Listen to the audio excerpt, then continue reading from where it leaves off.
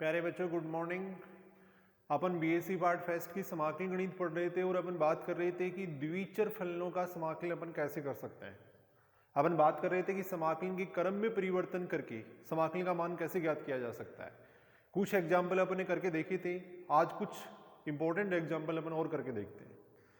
Question अपने को दे रखा है, ये क्वेश्चन दे रखा है 0 to 1 x to 2x fxy dx dy। समाकलन के क्रम में परिवर्तन करके अपने को यहां पे बताना है। तो सबसे पहले अपन क्या करेंगे, जो भी समाकलन अपने को दिया हुआ है अपने को ये देखना पड़ेगा कि ये समाकलन कौन से क्षेत्र पे किया गया है, और उसके लिए अपने को ये देखना पड़ेगा कि समाकलन की लिमिट क्या है। तो यहाँ पे अगर अपन देखें तो dx dy लिखा हुआ है, x की लिमिट हो जाएगी x बराबर 0 से x बराबर 1 तक, y की लिमिट हो जाएगी y बराबर x से y बराबर 2x तक। अब सबसे पहले ये जो अपने को समीकरण दे रखे हैं इनके अपन डायग्राम बनाएंगे, फिर समाकलन का क्षेत्र निर्धारित करेंगे, फिर समाकलन के क्रम में परिवर्तन करेंगे। तो यहाँ पे अगर अपन देखें तो y बराबर x है, यानी y की घात 1 है, x की घात 1 है। इसका मतलब ये सरल रेखा का समीकरण है, और ऐसी सरल रेखा है जो मूल बिंदु से गुजरती है। तो y बराबर x का डायग्राम अपन बना रहे हैं, y बराबर x का डायग्राम अपन बना रहे हैं। एक अपन इस तरीके से देख सकते हैं, अगर मान लो अपने को डायग्राम बनाना नहीं आता है तो कुछ बिंदु अपन लेके देख सकते हैं। x जैसे अपने यहाँ पे मान लिया 0 मान लिया, ये अपने मान लिया 1 मान लिया, यहाँ 1 है, यहाँ पे 2 है, इधर अपन ने 1 मान लिया, यहाँ अपन ने 2 मान लिया। अब y बराबर x का डायग्राम अगर अपने को बनाना है तो x बराबर 0 रखेंगे, y बराबर 0 ये बिंदु आएगा, x बराबर 1 रखेंगे, y बराबर 1, x बराबर 1 y बराबर 1 ये बिंदु हो जाएगा, तो ये यहाँ पे मिलेगा। x बराबर 2 रखेंगे, y बराबर 2 आएगा, दोनों को मिलाएंगे ये बिंदु आएगा। तो y बराबर x की जो रेखा बनेगी वो इस तरीके से बनेगी, ये y बराबर x की रेखा हो जाएगी, y बराबर x की रेखा है। अब y बराबर 2x का डायग्राम कैसे बनेगा ये देखने के लिए वही अपन कुछ बिंदु इसके अंदर रख के देखते हैं। x बराबर 0 रखेंगे, y बराबर 0 आएगा, ये बिंदु हो जाएगा। x बराबर 1 लेंगे, y बराबर आएगा 2, x बराबर 1 पे y बराबर 2 ये बिंदु आएगा। तो इसका मतलब y बराबर 2x की जो लाइन बनेगी वो इस तरीके से बनेगी, y बराबर 2x का जो डायग्राम बनेगा वो इस तरीके से बनेगा। ये y बराबर 2x हो जाएगा, ये y बराबर x हो गया। अब अपन बात करें तो x बराबर 0 से x बराबर 1 है, ये x बराबर 0 हो जाएगा, x बराबर 0 का मतलब y एक्सिस हो गया। x बराबर 1 अपन यहां मान लेते हैं, ये अपने x बराबर 1 मान लिया, ये x बराबर 1 है। तो सबसे पहले अपन ये देखेंगे समाकलन कौन से क्षेत्र पे किया गया है, इस क्षेत्र पे किया गया है, ये इस क्षेत्र पे किया गया है। यहां तक एक बार मैं दोबारा रिपीट कर रहा हूं, सबसे पहले अपने को जो समाकलन दिया गया है उसकी लिमिट अपने को देखनी अच्छी तरह। x की लिमिट दे रखी है x बराबर 0 से x बराबर 1 तक, y की लिमिट दे रखी है y बराबर x से y बराबर 2x तक। y बराबर x का डायग्राम अपने बना लिया, मूल बिंदु से गुजरने वाली सरल रेखा होगी। y बराबर 2x का डायग्राम अपने बना लिया, x बराबर 0 यहाँ पे हो जाएगा, x बराबर 1 यहाँ पे हो जाएगा। अब पहले समाकलन y के सापेक्ष किया हुआ है, इसका मतलब इंटीग्रेशन की जो पट्टी बनी हुई थी वो y x के समांतर बनी हुई थी। इंटीग्रेशन की पट्टी y x के समांतर बनी हुई थी, पट्टी नीचे इसको टच कर रही थी, ऊपर इसको टच कर रही थी। इसका मतलब इंटीग्रेशन की जो पट्टी बनी हुई थी वो इन दोनों के बीच में बनी हुई थी। x की लिमिट हो जाएगी x बराबर 0 से x बराबर 1 तक। इसका मतलब पहले जो समाकलन किया गया था वो इस क्षेत्र पे किया गया था। ये अगर ये पॉइंट अगर अपन देखें तो ये पॉइंट हो जाएगा 1 1, x बराबर 1 y बराबर 2, ये जो पॉइंट होगा वो हो जाएगा 1 2 पॉइंट हो जाएगा। अब समाकलन के क्रम में परिवर्तन करने के लिए इसका एक दोबारा डायग्राम अपन बनाते हैं। ये y बराबर x हो जाएगा, ये y बराबर 2x हो जाएगा, ये y बराबर x है, ये y बराबर 2x है। ये जो बिंदु होगा वो कितना हो जाएगा 1 1, ये जो बिंदु होगा वो क्या हो जाएगा 1 2। समाकलन का क्षेत्र ये हो गया। अब पहले जो समाकलन की पट्टी बनी हुई थी वो बनी हुई थी y अक्ष के समांतर, अब जो समाकलन की पट्टी बनेगी वो बनेगी x अक्ष के समांतर। यानी समाकलन के क्रम में परिवर्तन करने के लिए पट्टी को अपन बनाएंगे x अक्ष के समांतर। अगर पट्टी x अक्ष के समांतर बनाते हैं और यदि पट्टी को अपन यहाँ पे बनाते हैं तो पट्टी टच करेगी y बराबर x को और y बराबर 2x को। लेकिन यदि पट्टी अपन यहाँ पे बनाते हैं तो पट्टी टच करेगी y बराबर 2x को और इस रेखा को, x बराबर 1 की जो रेखा इसको टच करेगी। तो इसका मतलब समाकलन का जो क्षेत्र है उसको अपने को दो भागों में बांटना पड़ेगा। ये जो है वो क्षेत्र A हो जाएगा, ये क्षेत्र B हो जाएगा। जो समाकलन का क्षेत्र है उसको अपन दो भागों में बांटेंगे, क्षेत्र A में और क्षेत्र B में। अब क्षेत्र A की लिमिट अपन देख रहे हैं, क्षेत्र A की लिमिट अपन देख रहे हैं। इंटीग्रेशन की पट्टी अगर एक्स एक्स के समांतर होती है तो y की लिमिट होती है कांस्टेंट।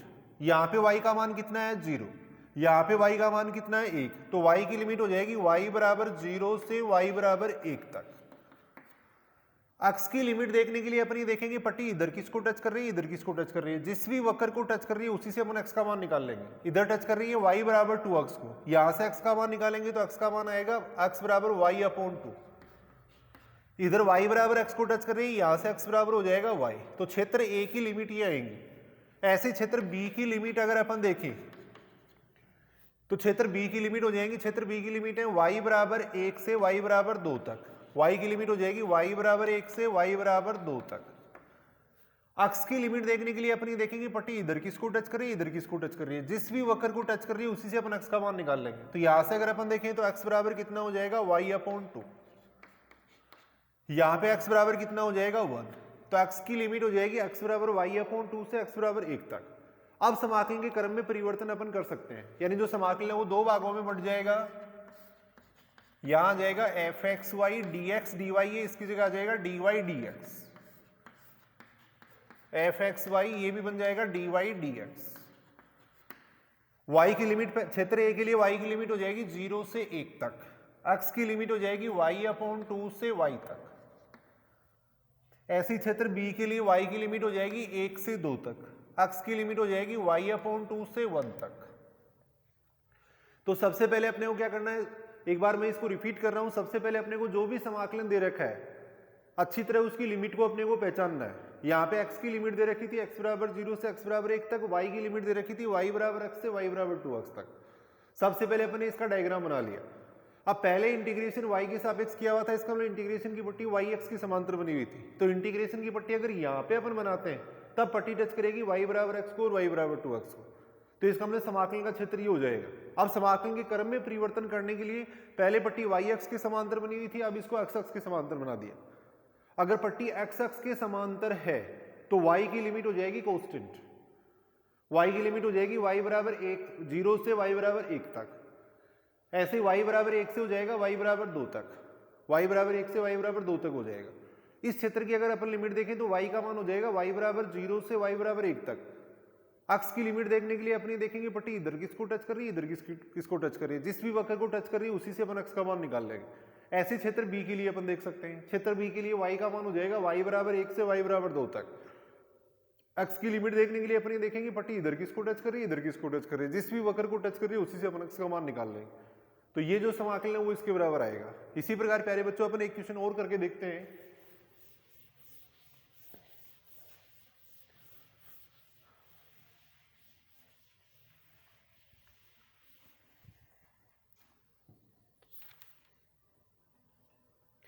क्वेश्चन दे रखा है 0 से 4,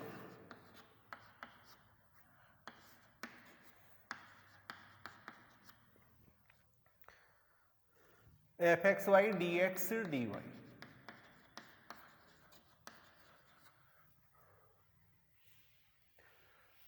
समाकलन के क्रम में परिवर्तन करना है तो सबसे पहले अपने को जो समाकलन दे रखा है उसकी लिमिट को अपन देखेंगे और फिर ये देखेंगे समाकलन कौन से क्षेत्र पे किया गया है। तो यहाँ पे अगर अपन देखें तो देखो x की लिमिट तो हो जाएगी x बराबर 0 से x बराबर 4 तक, y की लिमिट हो जाएगी y बराबर x से y बराबर 2 अंडर रूट x तक।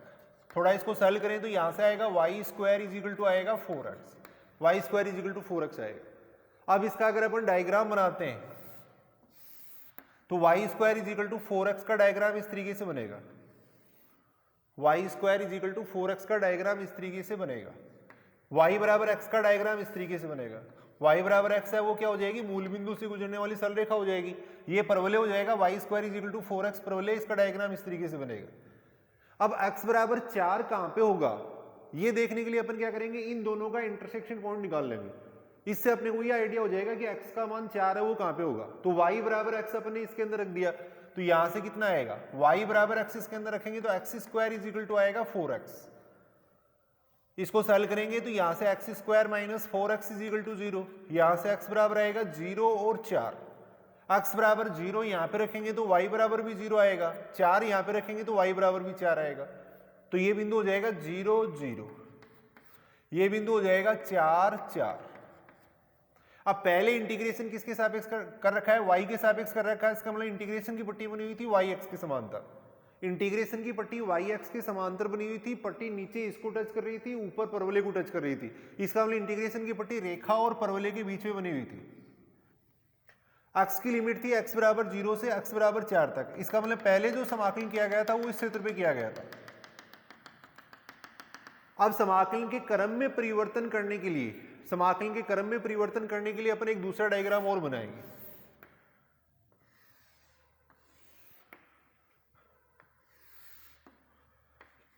ये y बराबर x हो जाएगा, यहां y square is equal to 4x है, ये 4 4 हो जाएगा, ये हो जाएगा 0 0, ये समाकलन का क्षेत्र हो जाएगा। अब अपन इंटीग्रेशन की पट्टी बनाएंगे x अक्ष के समांतर। पहले इंटीग्रेशन की पट्टी y अक्ष के समांतर बनी हुई थी, अब समाकलन के क्रम में परिवर्तन करने के लिए इंटीग्रेशन की पट्टी को अपन बना रहे हैं x अक्ष के समांतर। अगर इंटीग्रेशन की पट्टी x अक्ष के समांतर है तो y की लिमिट होती है वो कांस्टेंट होती है, तो y की लिमिट हो जाएगी y बराबर 0 से y बराबर 4 तक। x की लिमिट देखने के लिए अपन ये देखेंगे पट्टी इधर किसको टच कर रही है, इधर किसको टच कर रही है, जिस भी वक्र को टच कर रही है उसी से अपन x का मान निकाल लेंगे। तो यहां से x का मान अगर देखें तो आएगा y स्क्वायर अपॉन 4, यहां से x बराबर हो जाएगा y, x बराबर y हो जाएगा। अब समाकलन के क्रम में परिवर्तन करेंगे तो इसको लिखेंगे अपन fxy dy dx। y की लिमिट हो जाएगी 0 से 4 तक, x की लिमिट हो जाएगी y स्क्वायर अपॉन 4 से y तक। तो समाकलन के क्रम में परिवर्तन करने पे जो मान आएगा वो इतना आएगा। इसी प्रकार प्यारे बच्चों अपन एक क्वेश्चन और करके देखते हैं।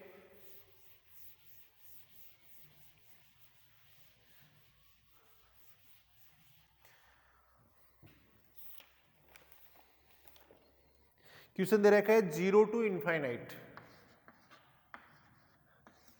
0 टू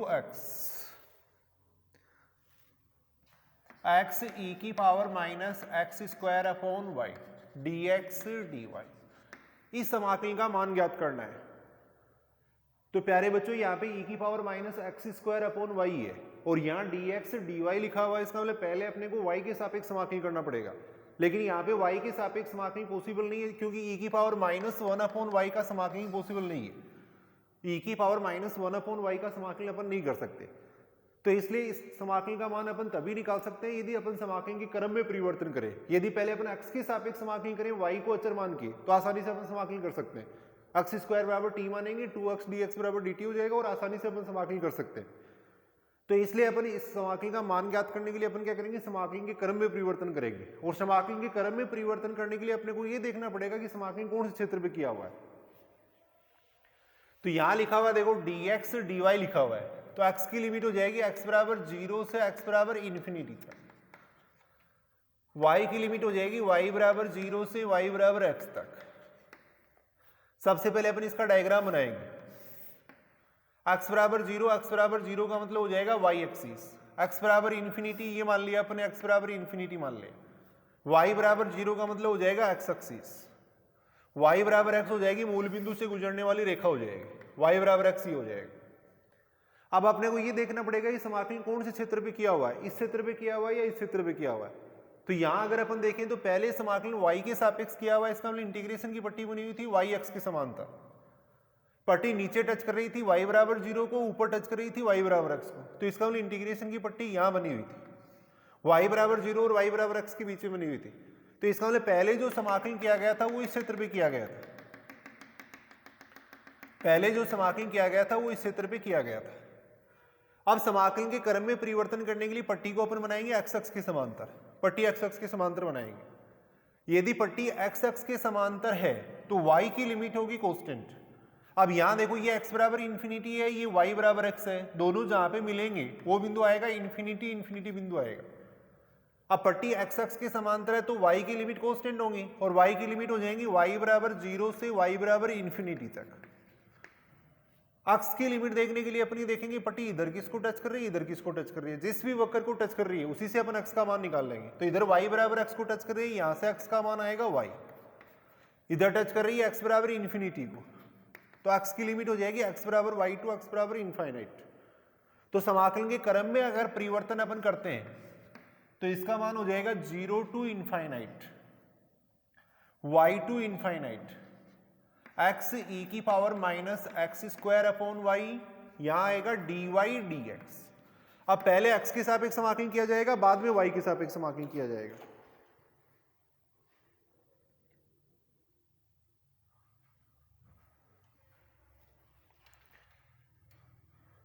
अब पहले अपन क्या करेंगे, x के सापेक्ष समाकलन करेंगे, बाद में y के सापेक्ष समाकलन करेंगे। तो प्यारे बच्चों इसको इस तरीके से लिखा जा सकता है 0 to infinite y to infinite x e की power minus x square upon y dx dy। अब इस इंटीग्रेशन को करने के लिए अपन क्या करेंगे, y तो कांस्टेंट हो गया, एक्स स्क्वायर अपॉन वाई को t मान लेंगे, एक्स स्क्वायर अपॉन वाई को मान लेंगे t मान लेंगे। X square upon y is equal to अगर t मानेंगे तो यहां से आ जाएगा 2x dx बराबर आ जाएगा y dt आ जाएगा। और लिमिट किसके अंदर चेंज हो जाएगी, लिमिट किसके अंदर चेंज हो जाएंगी, यहां से अगर अपन देखें तो ये बनेगा 0 टू इनफाइनाइट x dx की जगह अपन लिख सकते हैं y अपॉन 2 dt e की power minus x square upon y को अपने t माना है तो e की पावर माइनस t आएगा, e की पावर माइनस t आएगा, यहाँ पे आ जाएगा y अपॉन 2 dt। लिमिट हो जाएंगी, देखो x की जगह अगर अपन इन्फिनिटी करेंगे तो t बराबर भी इन्फिनिटी आएगा, x की जगह अगर अपन y करते हैं तो t बराबर भी y आएगा, t बराबर भी y आएगा, साथ में आ जाएगा dy आ जाएगा। 0 टू इनफाइनाइट 1/2 को y अपॉन 2 को अपन बाहर ले सकते हैं, e की पावर माइनस टी का इंटीग्रेशन करेंगे तो आएगा माइनस e की पावर माइनस टी, लिमिट आ जाएगी y to infinite.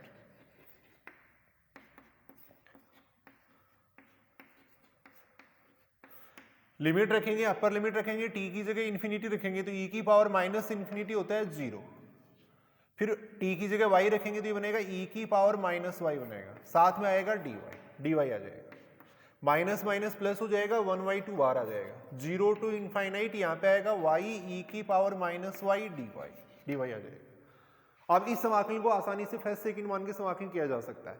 Integration by parts अपन कर सकते हैं, आइलेट का फॉर्मूला होता है, आइलेट का फॉर्मूला होता है एलजेब्रिक को पहले माना जाता है, एक्सपोनेंशियल को बाद में माना जाता है।